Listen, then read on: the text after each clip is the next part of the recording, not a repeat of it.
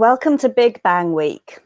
I'm Vicky Allen, and I'm your chair for today. I'm an author and journalist, and I've written about lots of things like wild swimming and trees. And I'm delighted to be chairing this event with Matt Gore, whose wonderful book, Under the Stars, A Journey into Light is its subtitle, but actually it's as much a fabulous lyrical journey into darkness and a really immersive experience. I found myself closing my eyes many times as I read it.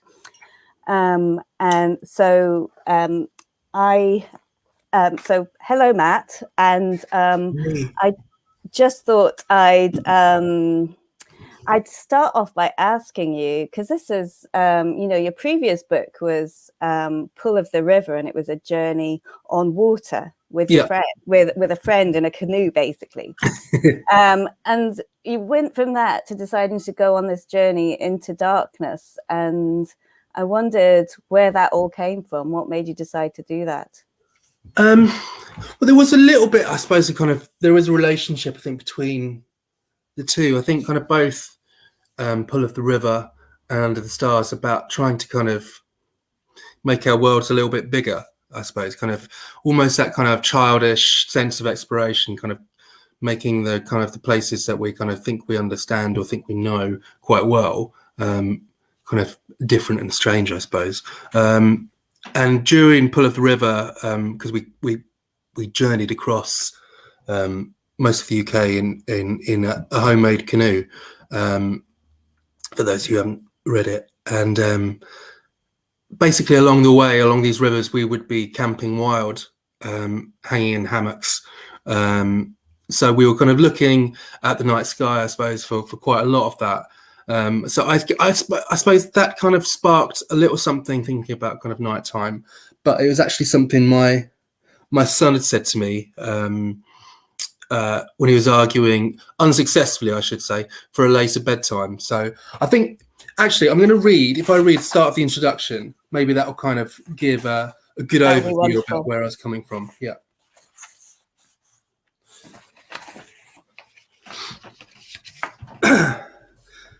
The snow clouds mean there is no visible sunset tonight. The sky does not burn and bruise. The hot yolk of the sun does not split and run across the horizon in gold, yellow, and peach. The cold, white sky does not even blush. Instead, the light thickens and clots as darkness begins to fall. It seeps and smokes from between stands of pines planted an arm's length apart. It rises from the shadow of my footsteps on the track and wells up from the deep frozen ruts made by 4x4s and forestry machinery that trundle through this plantation. For more than an hour now, I have tramped through the forest that grows a few miles from my home. Its familiar ruler straight ride sparkling with fresh spring snow that still falls in fat bumblebee flakes. The trees drooping, smored and smothered. And now the world is about to transform again. Night is coming. Darkness will soon cover the forest as surely as any snow. I can't remember the last time I was out at night. Not just out camping, running, or toddling home from pubs, but really out, walking and watching as the light fades, experiencing darkness creeping up with each passing minute, from mountain to meadow. It was my 10-year-old son who'd inspired this impromptu outing. The other day, as he argued for a later bedtime, he told me solemnly that the average human will spend 26 years of life asleep. Although he was still ushered complaining to his room, his words wormed their way into my brain. They made me realise that my experience of night was one of eyes moving sightlessly against lowered lids, rather than a view of the changing shades of the nocturnal hours. Although he might not have meant it as such, it was also a rebuke, a reminder for all of my life's apparent fullness, it was in fact being only half lived. And so, here I am, venturing into the darkness. So yeah, that's kind of, I suppose, the real start of it. Oh, I think you're muted, Vicky, sorry. Sorry. Yes, wonderful. That comment about half lived really stood out for me, I remember, when I read the book, that this missing bit of our lives that that so many of us are not really quite experiencing properly. And I should just comment here before I move on to the next question that actually Matt's book's available at the Wigtown Festival bookshop. And also just to say that if you want to put questions, put them in the chat and we'll see them. And later in the chat, we will, I'll put them to Matt. Just to say, I think that many of us have already gone on this sort of journey towards more and more light in our lives. I mean, I actually grew up on a farm in Northumberland, and that's a pretty dark spot. But now I live in a house with where there's a street light right outside my window, and I have to wear eye mask at night to sort of shield out the light. And I just wondered, maybe you could tell me a bit about your own sort of journey in your own life, where light and dark featured there. Well, that's all right. I've never been asked that question before, actually. I suppose I had kind of quite a suburban upbringing. There were patches kind of wild ground we used to go and play in, and I remember we used to go and play games at night. So that was something I kind of associated kind of the darkness with that kind of fun and wildness. But I think probably my baseline for night was really warped by kind of that suburban environment, kind of. So when I was in places that I thought were dark, they're not really. So that's I think one of the ways to explain it was kind of like Travis Longcore, who's a guy who did a lot of kind of ecological kind of research into the impacts of light pollution on animals, like often looking at things like kind of quite exotic kind of animals, like mountain lions in America. He did this test basically where kind of he took two pictures. So one picture was taken with the kind of the eye capacity of a human, and then you take another picture which is the eye capacity of the mountain lion. And the picture with the human eyes, you're given this landscape that looks really, really dark with a kind of a slight twinkling of artificial lights in the background. But then as soon as you kind of turn on the mountain lion capabilities, it's basically like a slightly dim day. And so I suppose the analogy there is a slightly loose analogy, is that I just didn't have that experience of dark. And I suppose that was one of the things that I wanted to look for. I wanted to kind of experience all forms of the night, I suppose. I wanted to experience night how we experience it, like in kind of suburban locations. That's probably the most general kind of form. But I also wanted to see how much night was left, I suppose, in other places in the UK. So a very rambling answer there. No, that's a great answer. And obviously you end up quite a lot of times in Scotland, don't you? And there's a wonderful line where you say Scotland is where the night lives. Of course, not all of Scotland, but areas of Scotland. Yeah, well, there's obviously so I came up to go to Galloway, which is obviously one of the first kind of really important sites for the night.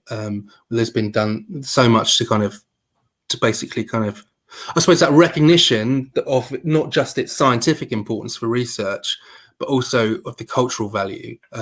So that was a place that I really wanted to come and experience, going to the Dark Sky Observatory, which is sadly burnt down actually since I wrote the book. And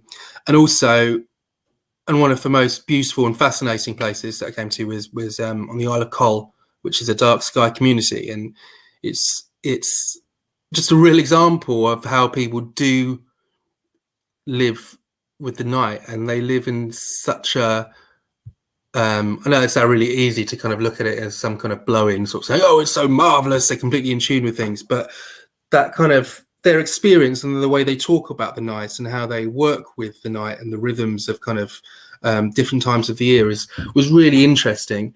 And also, like the stars were just amazing. There was no extinction line at all. So usually kind of on the horizon, you look at the horizon, there's like a band which is starless due to light pollution.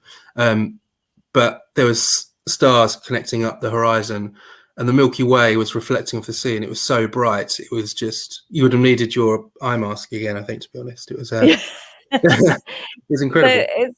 There's so many incredible descriptions in the book, and I'm just thinking that it's also like, you know, obviously we were talking about the dark, but always the light is attached in a way. So it's about the natural light that occurs and the rhythms of our night almost as well.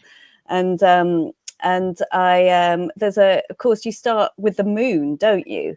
And I'd just like to read the quote, which I love, the quote about the moon and our changing relationship with the moon since basically the moon landing. You wrote, perhaps part of its myth and magic died under the dusty heels of conquering American moon boots, a leap for mankind that killed a leap of faith. After all, why watch and follow something that is known to be not a shining goddess, but dead rock? That's really potent stuff. And there's so you talk a lot about things we've lost along the way, don't you? And a different relationship. Yeah, I think it's really hard not to be kind of nostalgic. You know, I kind of don't want to go back to a time of like, you know,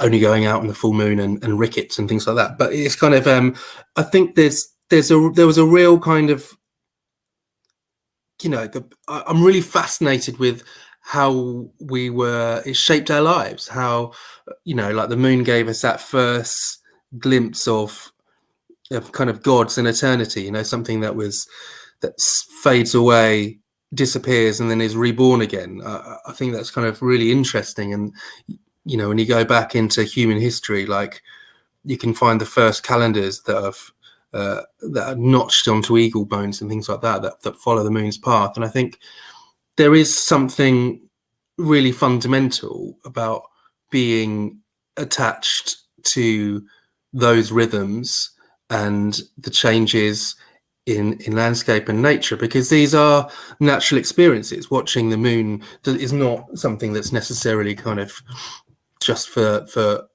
the minority who have got these massive telescopes. It's kind of, you know, before you know, when I was writing that particular passage that you read out, I was sitting on a beach, and it was the first time, and I'm slightly embarrassed to say it at my grand old age, but it was the first time I'd seen the moon rise.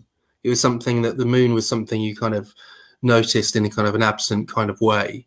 It just become like, I don't know, kind of maybe it was a scientific phenomena, but it was, there's something of the magic had been lost, and the fact that we are part of this amazing system of things. And I think for me, that's kind of what the book was about. It was about learning new things that I didn't know, that, you know, and experiencing new things. So like the moonrise and starting to kind of learn the different kind of my way around the kind of the whole map of the stars. But it was also kind of realizing why we have always valued them, and that's because it helps us locate ourselves. It kind of, you know, we can see that we're part of something much bigger. You know, I suppose it's that old kind of notion of the sublime coming in, or maybe kind of spirituality, if you want to go down that route. Yeah, I was thinking that you know, when you describe the you know, you're just describing how you learned stuff along the way, and I think that really came over. It was great that you didn't sound like an expert the whole time. You sounded like you're slightly bumbling around and learning along the way, which I so relate to. I love your honesty in that way. It's yeah, it's kind of unwittingly become my USP at being slightly rubbish at things. Like the canoeing, obviously, like my friend built that canoe in the pull of the river. He built the canoe, and I assumed that because he'd built a canoe, he'd been canoeing loads, but he'd never been out in the water, and I'd never been out in the water. So that was kind of a new experience. And with this, it was kind of something that I was really kind of, I think I'd been intimidated by it a little bit. Like I think I speak in the book about how for me, like, going the idea of like watching stars or looking at stars had that same element of fear of going into a bird hide for the first time. You know, you see all these people with these big bits of kit, know exactly what they're doing, and yeah, so I kind of had a bit of imposter syndrome. But yeah, you feel like an adult that should already know these things, and actually, many of us don't. Yeah. And how do you learn otherwise? Exactly. Yeah. So I think there's probably some raised eyebrows when if I was I got overexcited at the observatory a few times, but no, I think, you know, and if that helps other people kind of feel not threatened and think, God, I could be less bumbling than him, then then that's great. Yeah, and there's mistakes I made as well that you know, which again I think is part of. It's probably about human arrogance again, isn't it? You know, kind of us criticizing American moon boots on the regolith, but sometimes you do maybe it's that white male syndrome, where I kind of feel like, oh, I'm just going to stride out there and experience things. And yeah, so maybe you could tell us a bit about one of those examples, because the Wood of Cree comes to mind immediately as you mentioned that. Oh, the Wood of Cree. Yeah. So lofty ambitions. I'd been to watch the moonrise. I'd conquered the moonrise, tick. And the idea was that I would go and learn about the stars at the observatory. I would buy a small, one of those little, I can't even remember the proper name for them now. They're like one of those plastic wheels where it shows you where the stars are. And then like some kind of pre-industrial kind of poet, I would stride across the landscape, navigating by the stars all the way home. But what I forgot to think about was that sometimes it's cloudy in Scotland. I don't know if you're aware that it's sometimes cloudy in Scotland. I'm sure you was never cloudy, but sometimes, very rarely, it's cloudy. And yeah, just when I went into the Woods of Cree, it happened to be one of those nights, and it's because it's kind of within the, you know, the light, the reservation, the Dark Sky Preservation area. It meant that there was very little light pollution, and where clouds, usually if there's light pollution, they reflect light. They kind of create these kind of domes of light. But when there's no light pollution, they basically become these kind of cloches of darkness. So there's no light gets in, no light gets out, and it's basically just proper pitch black. And it got so dark in there that I couldn't see my hand in my front of my face.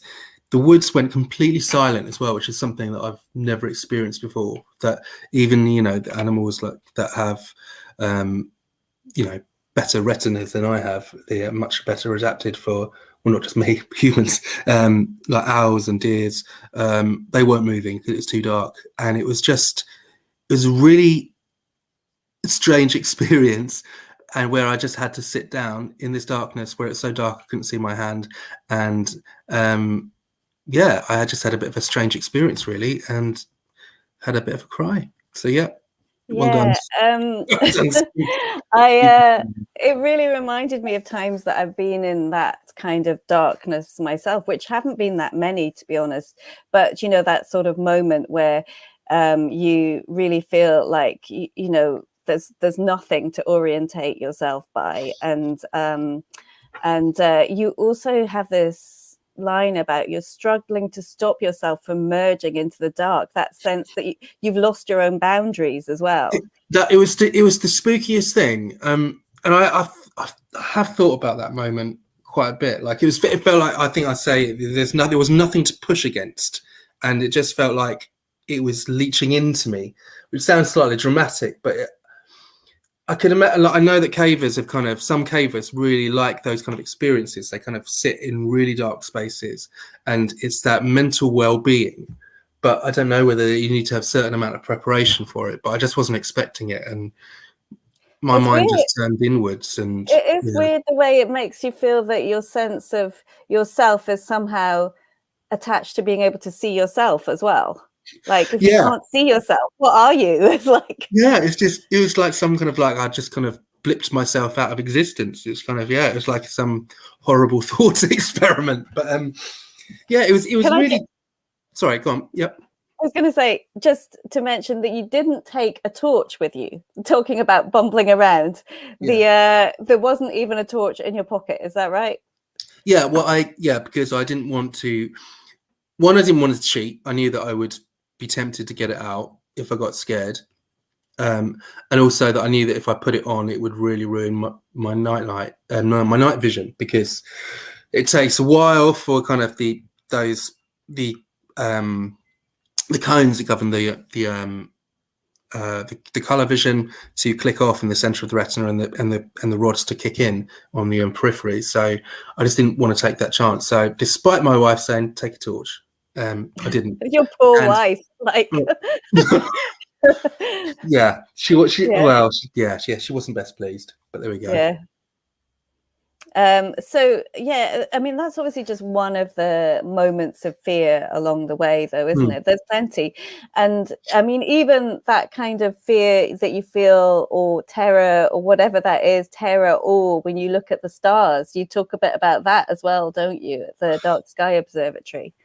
Yeah, well, it's a strange one, because it's kind of with the, like, for me, it was very much kind of like there's the darkness that kind of basically makes the world smaller in some ways, in terms of, reduces that field of vision. It although your hearing might improve, you feel like you are kind of walking around in this little kind of bubble of the senses. But in other ways, kind of the night has the capacity to kind of make your world infinitely bigger. And I think sometimes the scale of that can just be absolutely mind-blowing. It's kind of that, and it is that, that is that encounter with the sublime, where you're completely overawed with your insignificance within this huge cosmos. With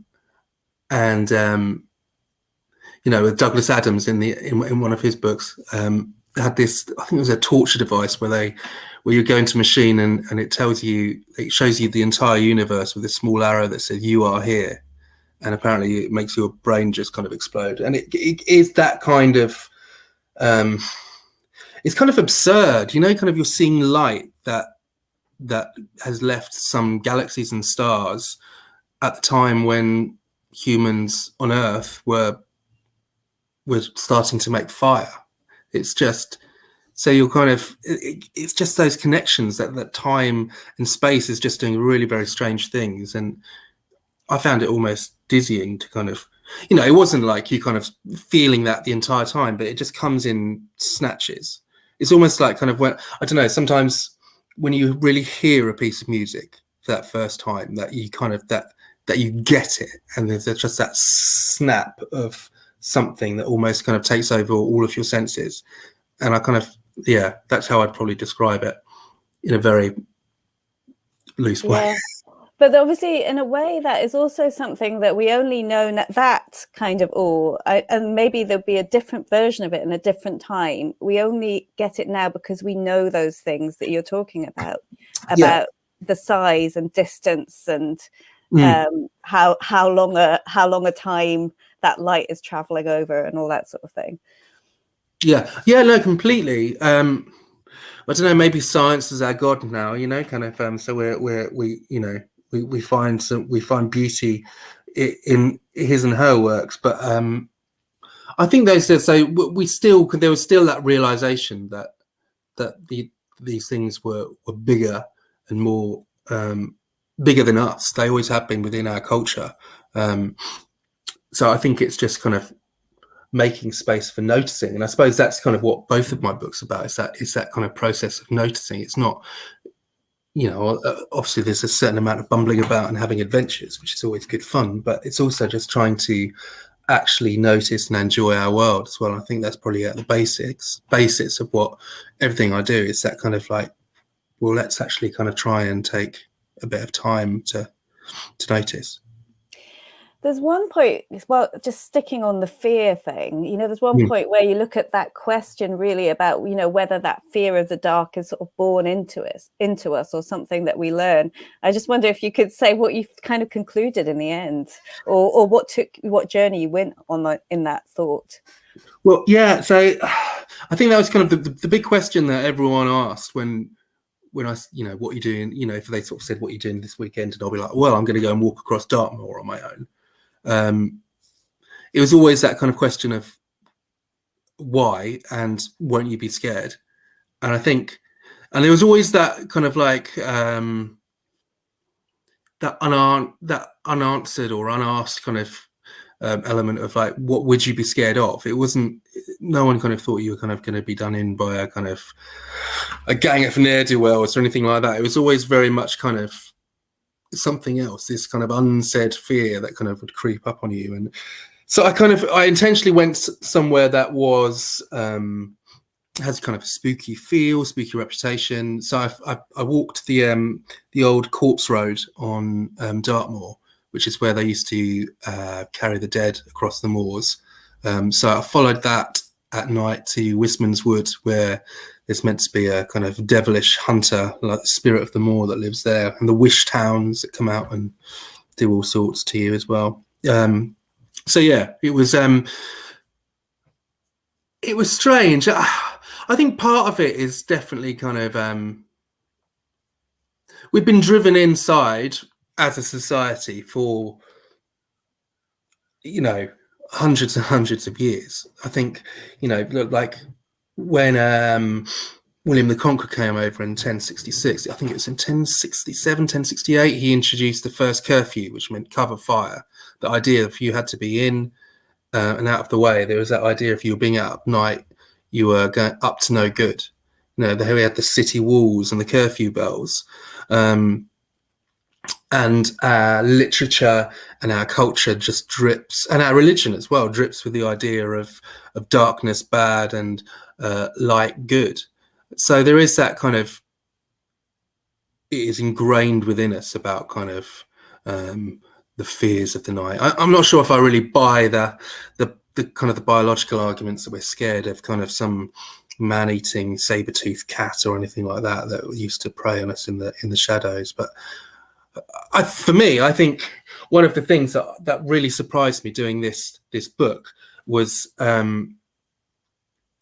how physical experience the night is.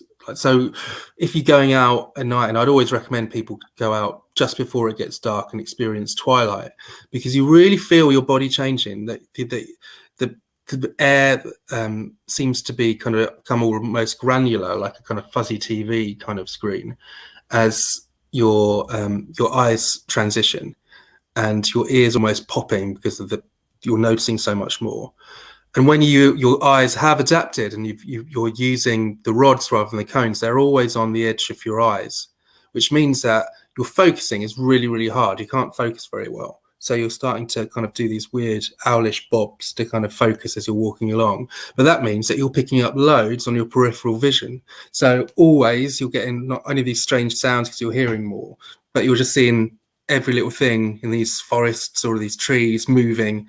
And I think that's probably kind of a big part of not being used to that experience, that physicality of night. And we just kind of spook ourselves. And then the worst thing you can do is run, because if you're running from something. And so, yeah, just have a sit down and a cup of tea. That'd be my advice. But So yeah, I think you could even do that twilight thing in the city. It's one of the things that actually I would do a bit during lockdown, because a friend of mine talked about doing it. So I started doing it and just going out and standing in twilight and just feeling that happen. I think that's such an amazing time of day, isn't it? Kind of when you get that kind of changing of the guard as well, of the different species, and going into the blue hour, which is just incredible. And I think there's such a peace that comes with that. I don't know. I just find there's a real peace at that time of night more than any other. So I much prefer it to any other part of night.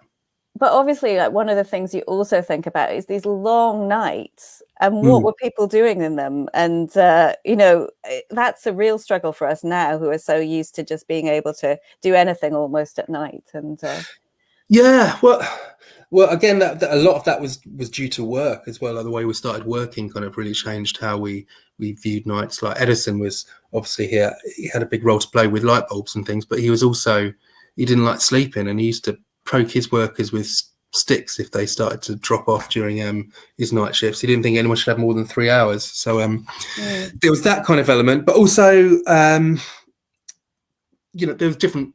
Well, it's kind of controversial because some people say there was different sleeping patterns, and there is a lot of anecdotal evidence that suggests that. So that we would used to go to bed when it got dark, have one sleep, and then get up, or not get up, but do other things in bed, whether it's talking or something a bit more exciting. And then we'd have a second sleep that would take us through to dawn. So there was that idea that we've lost that sleeping pattern. And again, there is some dispute about that. Some scientists say that there's no kind of real proof of it, but certainly in kind of the literature, I think there's about 800 different bits of anecdotal evidence that suggest there was this kind of different stages of sleep.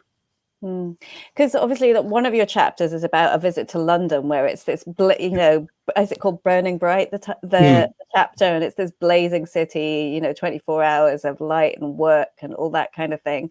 And, obviously that's, you're talking about the sort of where the journey's taken us there with light, aren't you? Yeah, well, I think for me, I didn't want to be kind of, I think the easy route would have been for me to really kind of just jump on a plane and find the darkest spots in the world and talk about how beautiful the stars are. But I think it's really important that we kind of we try and kind of encourage engagement in places where maybe it's not so easy, because there still are things to be seen. But definitely, I really felt I felt the tiredest in London. I felt exhausted after walking London, just with all the lights there. It was just so full on, and probably felt the least safe as well, kind of in terms of London, even with all the lights. I know lights are controversially kind of associated with safety, but that was something that was just exhausting. Obviously, London was the centre of kind of the development of those lights. But I do think it's quite interesting now how it used to be the case that when we have big celebrations, we turn all the lights on, and there was kind of these festivals of 10,000 lights and stuff. And now it does seem to be starting to go the other way. We turn off our lights to celebrate things, kind of recognizing that actually that can be special. Mm-hmm. Yes. And I mean, obviously, one of the things you talk about in that chapter is the sort of impact of this light exposure and the kind of hours we're living on the human body. And I'm just wondering if you could just touch on that and maybe talk about whether that's altered the way you live. Have you changed? Obviously you've written this book and that's a journey, but what about your daily life? Well, in terms of how I monitor my own light and things like that. Yeah, exactly. Have you changed? I suppose so. It's hard. I think that's the first thing. Kind of once you have a modern life, it's quite hard to step away from some of the things, even though they might be harmful. I think I very much try not to have any access to screens kind of later on. I think the big thing is that it is kind of it's really the night shift that they're the worst kind of exposure to light. We're talking about serious exposure to light. I know people talk about blue screens being harmful and stuff like that, but it's not so much those kind of the small experience. It might impact your sleep pattern a little bit, but it's more those kind of we're talking about shift workers, like NHS workers. There's been a lot of studies on those guys, or kind of people that have to do those kind of jobs like cleaners and things like that. It's light pollution has been proven, been listed by the WHO as carcinogenic, but it's not so much the light as the biological stress it causes. Once we kind of mess with those kind of circadian rhythms, that's when the problems really start to arise. And often kind of people who are tired and worn out, their immune system's going to be lower, they live less healthy lifestyles, drink more coffee, smoke the odd fag to keep them going. So it's those kind of issues as well. So that's definitely part of it. So I think it's trying to kind of, I guess maybe it comes back to Edison again, and thinking about how we actually think about people that are doing these jobs and how we look after them more, because you know, we talk about light pollution is starting to become more of an issue kind of ecologically. We're starting to recognize the biological impacts of light pollution and that it causes such stress on the natural world. Yes, which, but we, you know, yeah, we should we don't really also seem to be talk talking about. We don't really seem to talk about the kind of the human cost on people. Yeah, but maybe we could just talk about that the impact on the natural world, because you talked to someone from Ecolite, didn't you? And you sort of looked into the way our living things that live in our proximity are affected by light, our light. Yeah, well, I suppose it goes back as well. If we, like when I mentioned before about how we don't quite understand how bright our world is. The point I was making there, you know, for animals who are adapted to these kind of environments, our world is exceedingly bright, and that has a number of knock-ons. Whether it's bats who can't navigate through systems of light, for them it's like a kind of maze of terror. You know, some species like pipistrelles might be okay feeding off extra moths around lamplights, but then that puts the insects under pressure. Other larger species of bat won't fly across it because they'll get predated by birds. And then you go all the way down the food chain, and it's this kind of chaos that's been kind of put into place by kind of light pollution. That means that different animals are hunting when they'd usually be resting. Breeding rates are knocked, and you know, we get roadkill is a huge problem as well. We always talk about kind of putting more lights on to kind of to prevent that, but that actually causes more in terms of, especially of deer, who get easily dazzled by kind of by lights. So it's all really, really miserable. Yeah. But you know, and wider as well. You know, kind of, you know, we've had kind of ducks landing in car parks and breaking necks because they think they're landing on a pond that's reflecting with starlight rather than like a supermarket car park.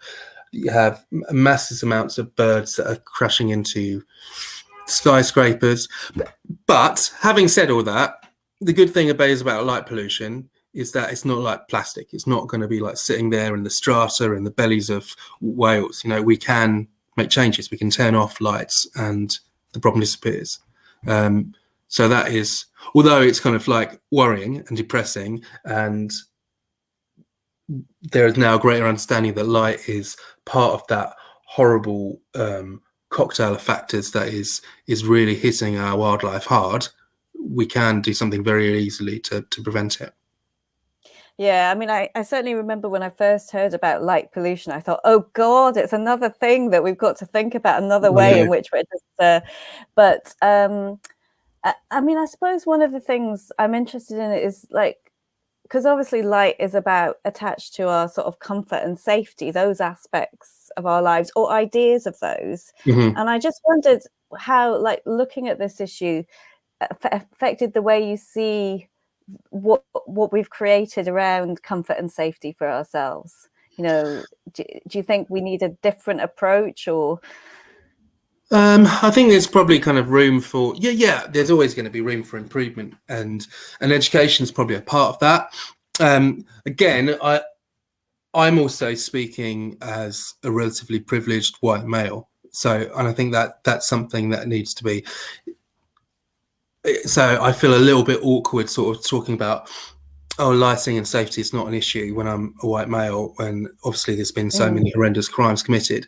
But I feel strongly that, you know, lighting is not the solution here. Educating men or boys is the issue there, rather than sorting out lighting, because the studies have shown that there isn't a real link between lighting and safety. It's something that has very much kind of grown up over the years. Yeah, it's an idea and a thing that we tell each other as well, you know, don't go down that dark street, which kind of is understandable. But, you know, Mm. as a woman, I'm not sure that I feel, maybe because I grew up in the countryside, I'm not sure I feel much safer in a lit street than in the dark, where I feel like the other person can't even really see me. Yeah, well, that's the issue. And when lighting was first introduced, that was one of the complaints, was that people would be more likely to be victims because they could be seen, they could be recognised, and you could think, oh, that person's wealthy, I'm going to go and attack them. Where it was much more kind of, there was an equality in the darkness before. But yeah, it is a hard one, a thorny one, and when people have kind of asked me about kind of like, but is it safe to go out at night in terms of walking and things like that, I've always said, but you don't need to go out on your own. I think this is one of the big kind of myths, I suppose, of nature writing, is it is often seen as like this lone person going and having this romantic, with a capital R, experience. And I don't think it has to be that. Like for me, like some of the best experience I had in the book were with my friend Sean, like on that kind of stormy beach trying to watch an eclipse, or with my family. So I think try and find a like mind, loony, and I say loony because lunatic comes from Luna and moon. So Yes. find someone like-minded and go out with you. Because there's no point taking a risk. If you don't feel safe, you're not going to enjoy the experience. So I think that's kind of a really important thing to be thinking about. And of course, you've got young children, and they sort of feature a little bit in the book. And how do you think your journeys in darkness have affected their sense of the dark? So... It's a hard one, though, because, you know, they're kind of at that stage where they're kind of like, oh, great, Dad, you've taken us on holiday in winter to an island with no streetlights, and the only thing to do is to play ping pong for £5 for half an hour in a slightly windswept hall. So there were those kind of elements, but I do think now, that was Paul, wasn't it? yeah, That I was love Paul, yeah. yeah. But then they did start, you know, after 2 days of like moaning, and they kind of got on with it, and by the end of it were kind of like wanted to go out and see the stars, you know, often involving hot chocolate. I suppose that always helps. But you know, we're kind of playing in streams and damming streams and playing and doing things that you want your children to do. But going back to the dark, I think it's one of those things that they'll probably reflect on as they get a bit older. I think it's hard to say now. I think hopefully, I know that they've read the books. I think it's something that has registered in their lives, and I think that's probably all you can do as a parent. It's quite, you know, most of the time they're not going to want to come out for a wander with me, but occasionally, and they're aware of these issues at least. Obviously, you talk about the Milky Way on call as well, and that's been a key thing for you, hasn't it? Sightings of the Milky Way, which, as you say, you never really saw until this stage of life. Yeah. Well, no, because again, it's and so many people don't. You know, like I think it's something like 73% of the country can't see, or the UK can't see the Milky Way. They haven't got visibility of it, which, you know, you might think, oh well, you know, big deal. Is it that important? But it is, in terms of culture. It's important. It's featured in so many, from John Milton's descriptions to countless others, and then also as well, like being able to see our own place within our own galaxy, actually seeing that arm that we're part of, I think is amazing. And in Suffolk, I've had like a very kind of light views of it. But in Col, it was just like an absolute frost of stars. It was just incredible. Really, it was just beautiful. And I think I would just say to anyone who hasn't had a chance to go and see the Milky Way, to go and see the galaxy that you live in, it's kind of a must-do, really. Because also on Col, obviously, they don't have streetlights in certain villages. Is that right? There's particular areas, or they don't have them at all. I don't know. No, there's no streetlights at all on Cole. Yeah. So you talk a little bit about how that affects what people feel about that. You know, maybe you could just talk a bit about that. Well, they're really protective of it, and I kind of thought at first that it was going to be like I don't know, I suppose a bit of a kind of tourism thing. They're just like, well, this is good for our economy, so therefore we want to kind of keep protecting it. And you know, anyone who threatens that is threatening business, basically.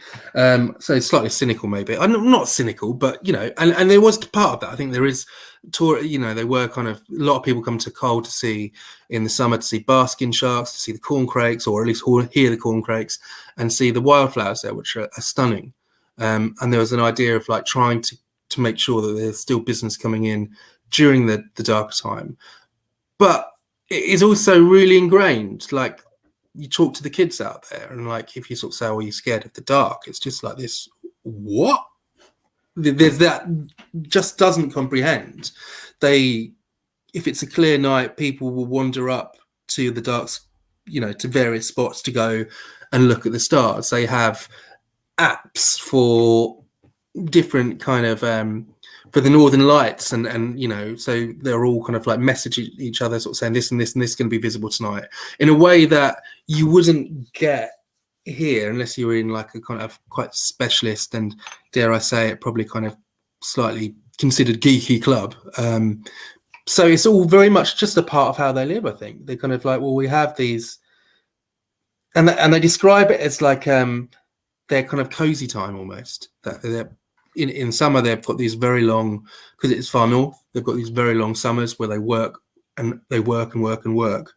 And then a winter, there is that kind of idea of just like they're relaxing into the rhythms of it a bit more. And there is that real kind of sense of, okay, it's dark, we sleep, we relax, we're with family and friends. Yeah, maybe some people struggle with that, but it sounds like, you know, I've definitely heard some people on the islands talk about struggling with the winters. But I'm sure. Yeah, but yes. And do you think, obviously, you just touched on that thing of tourism, you know, do you think there's going to be a sort of continuing growth in sort of dark skies tourism? Well, I hope so. I think the thing is, for me, like, I really like seeing that. I know that we've had extra dark sky reserves being kind of given, and that's really growing, which is, it's got to be seen as a massive positive in terms of both that those places are protected in terms of their darkness, but also that they encourage more people to come and experience that darkness who might not have experienced it before. And that's crucial. I think what's really important though now is that these kind of dark sky reserves act in the same way that wildlife reserves operate as well. Like, I used to work for Suffolk Wildlife Trust, where we kind of had numerous reserves, and the whole philosophy was that these were these centres of wildness, and then you work with these other landowners around it to kind of create corridors from which this wildlife can actually fan out into the country. And I think that's what we need to do now with these dark sky reserves, is kind of get people going there to increase, and then be able to let the darkness out, basically. So we start to see that seeping across the rest of the country. Mm-hmm. I'm just thinking we should have a few questions from the audience. So I'll just start with a question from Rosie. Are there any places around the world that you would love to stargaze from that you haven't had the chance to visit yet? Oh God, yeah. I'd really like to go to the far north, or to so the far north, definitely. Arctic, I'd absolutely love to really experience an Arctic night. And yeah, I would just love that. I want to ride across honestly, I've got such a romantic vision of it, of going on reindeers across across through forests, and then the tundra, and watching the aurora kind of and these stars. Yes, definitely that. That'd be a big tick. And then I've never seen the stars in the southern hemisphere, so I'd love to go somewhere to kind of have my night flipped upside down. I think that would be amazing. Yeah, because it's extraordinary the way we see the night sky as being what our night sky is. You know, we just think that is the night sky, but we're not thinking about where we are and in relation to it. It's Yeah. So yeah. I'd love that. I think that would be kind of fantastically alien, I think, in a way, kind of like looking at somebody else's sky. So that'd be good. And it just kind of makes me realize again of how much I take what's up there for granted, I suppose. So yeah, good question. A question from Simon: is there anything we can do to improve the light quality within our homes? I'm not sure so much within, but if you're talking about kind of home space in terms of like avoiding garden lights and making sure that you've got LEDs that aren't kind of sunlight strength, that would be the key kind of message, really. To kind of, do we really need a light outside, or that would be kind of the big issue, I suppose. There's some really good pages on CPRE, the campaign for the campaign for protection of rural England. I've got a really good page on kind of different steps you can take to kind of reduce light pollution. So that's quite a good place to look as well in terms of light quality. Of course, like we've got all the workplaces and all that kind of thing that leave their lights on as well. You know, all these places where lights are just left on for kind of, I mean, I guess they say it's security mostly, don't they? Yeah, it is security, but like again, studies have shown that doesn't particularly work. That someone's gonna rather break into somewhere where they can see what they're doing, rather than having to put a torch on and all of those different things. So again, I think a lot of it is just so kind of so ingrained in terms of the what we expect light to do and what light is for. So yeah, like it's stories that we tell about light and dark, rather than maybe we need new stories. And they're the most powerful things, aren't they? Yeah. I think that's a really lovely point, because when I was looking kind of doing the research for this, it was very much kind of it was very much in terms of they were just analogies. They were the light and the dark. The dark in literature was just this kind of slightly lazy, pathetic fallacy, rather than any kind of serious kind of investigation of it. So yeah, I think a new story for The Dark Is Rising, take 2, kind of. Yeah. And here's another question: did you look into the issue of changing quality of light as well as quantity, and the impact on wildlife, i.e. in changing from sodium streetlights and incandescent etc. to LED? The short answer is yes, I did, and I can't remember all of the stats off the top of my head. It's different for basically the light, in terms of like changing from the sodium to LED. The sodium is better for some species and not for others. The problem with LED is that they can be really strong, much stronger than the sodium streetlights, and also they are cheaper. So where you might have kind of council areas that I know, around here, kind of there was very much kind of like, we're going to turn streetlights off, and it wasn't so much an ecological kind of move. It was more of a kind of like, we can't afford to keep them on. But then LEDs came out, so much more cheaper and efficient. We're starting to see more streetlights again. So yes, there were definitely issues, and I did talk about that in the book, if that's something that you're interested in.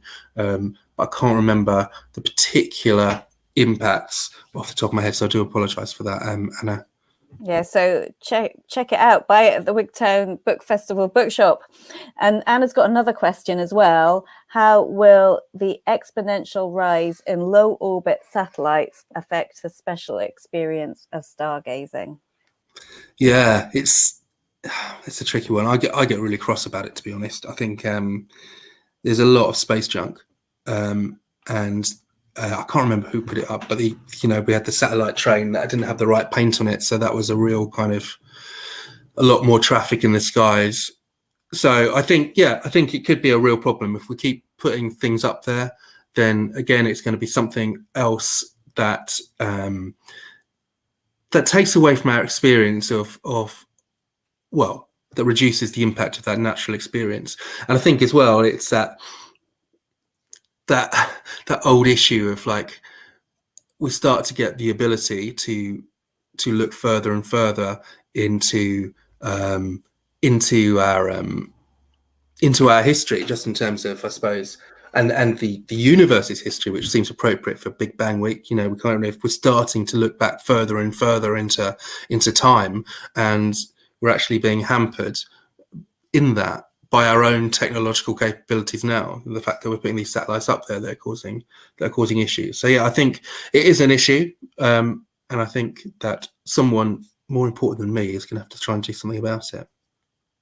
I did, one of the sort of quotes that stood out, this is not to do with satellites, but to me was David Warrington at the Scottish Dark Sky Observatory, basically saying that we need to also think about where our lights are pointing, point them down rather than up and out type thing.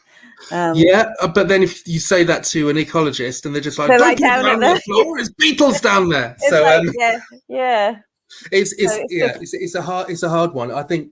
But yeah, I think it's just trying to. For me, it's not a case of like, oh, we need to turn all the lights off. It's, we need to think carefully. Do we need this light? Is our world darker? Really? Is it really darker? Because the whole issue is with humans is that they get used to light. There's a study where basically they removed light from a surgeon, and then they gave them a slightly brighter one. And then when he gave back the light they had to start with, they're just like, well, it's impossible to work with under this light. So we get really used to having bright things. And it's a question of like us starting to realize this and reining back on those impulses. I like, there was a phrase you had at one point, fly tipping light, you know, that the idea that, you know, that we might get to a stage where sort of monitoring people effectively fly tipping, putting light out there when it doesn't need to be there. Yeah, well, I suppose the security lights drive me mad. You know, when you just walk past and you're actually just walking on the path and someone comes on, it's just like, really, what is that, the point of that? So yeah, there are frustrations. Oh God, I sound really grumpy, don't I? What a grumpy thing of person I am. But it is beautiful and funny, your book. Yeah, I mean, it's got lots, I mean, which I think you kind of need to do when you're talking about things like this, because it is, you know, obviously it is a big issue. Then another thing that we need to really look at changing, and there's so many of them, but maybe they're interlinked as well, which I think you do note that, you know, less lights might be attached to less fuel, you know, us using less fuel type thing. Again, it's just a question of noticing. So I wanted people to notice, I suppose, the beauty of the natural world, but also notice what we can do to make it more beautiful. Exactly. Well, that's wonderful. I'm sure everyone's thoroughly enjoyed and been fascinated by this chat with Matt. And again, I thoroughly recommend the book Under the Stars. Get it from the Wigtown Festival bookshop. Yes, I'm sure you'll all be like stepping out into the night tonight and having a good look. Oh, I hope so. I hope it's cloudless and full of stars for you. But look, thank you so much for having me. I really appreciate it. Thank you, Matt.